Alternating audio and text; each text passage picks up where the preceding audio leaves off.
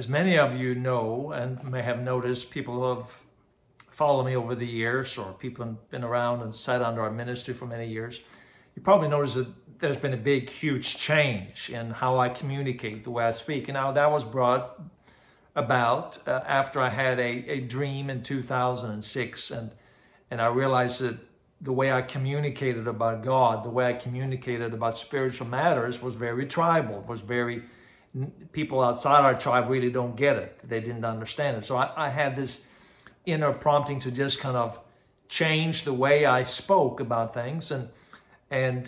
But now, and this, of course, people who follow my trajectory, they've seen this change. They say, well, you talk about God differently than you did before. But in recent months, I've had this feeling inside of me that I should begin to communicate with the church again.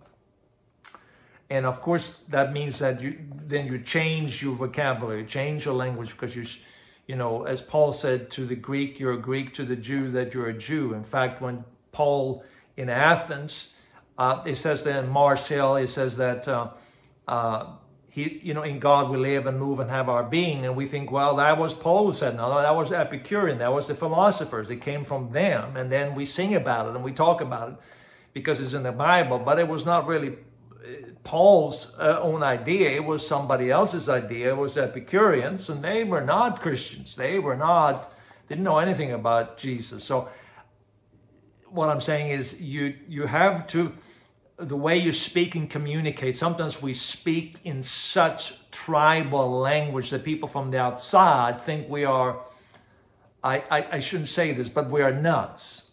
You know what I mean? Like that's the perception that people can have. So I have noticed something within the church that has caused me then to want to go back and really to be a blessing to people. And that is that we have allowed our tribal language to be connected with a political message, and had us formed into the identity of Christianity, specifically in the United States. And that to me is concerning, because when I read about Jesus that was full of love, full of compassion, full of peace. That was an inner transformative power that Jesus came to reveal, that we could have union with God, that then transforms how we view one another, how we look at one another, and that rather than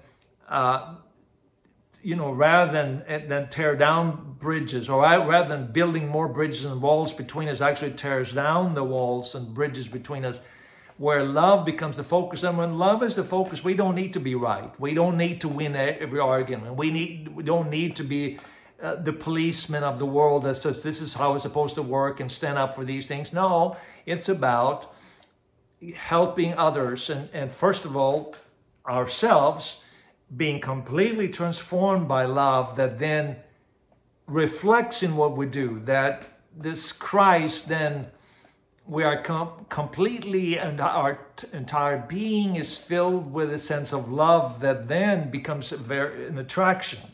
So it's no longer about theology, it's no longer about this or that belief system, or being right and wrong about this, or arguing on Facebook about this or that, or having this political view and standing up for what we believe are the righteous causes in society. No, it becomes, I'm going to be an expression of love like Jesus was. I'm going to lay down my life for others. I'm going to be a person of forgiveness, compassion, empathy, generosity. Because the ego always tries to judge and try to find what is wrong with the other, because that makes us feel better about ourselves. So we Christians, we like to feel like we are somehow superior to others, and we do that by creating enemies of others, by comparing ourselves to others. And so one way that's been very effective is through politics. And so what I'm saying to you is I feel that in order for the church to really flourish and become everything it's supposed to be in the world, there has to be a shift away from the political aspects into truly a revelation of love that we see in Jesus, where there's a death of the ego and there's a resurrection to a new way of life that is based on compassion, empathy, and love, that I don't need to be right. I don't need to win the argument. I don't need to be first. I don't need to be best. I have died to those ambitions, and just live in the awareness of Christ within me, of love and peace.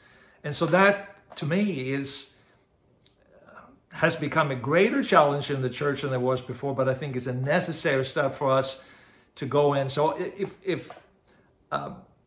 I think that there are many people right now who have this feeling, and there's almost like there's a groundswell, there's a movement that is rising up within still a relatively small group of people, but rising up within people that are saying, no, I don't want to live like we lived in the past. I don't want to live in this political climate where we somehow associate God with a political party or a person or personality, because that's ultimately just cultish, right?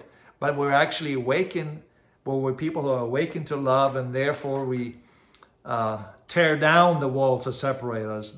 That we don't do that by trying to convert people to our way of seeing. We do that by being an expression of what God is. God is love, and seeing people through that. And so what does it take to have that happen? This is what we're focused on.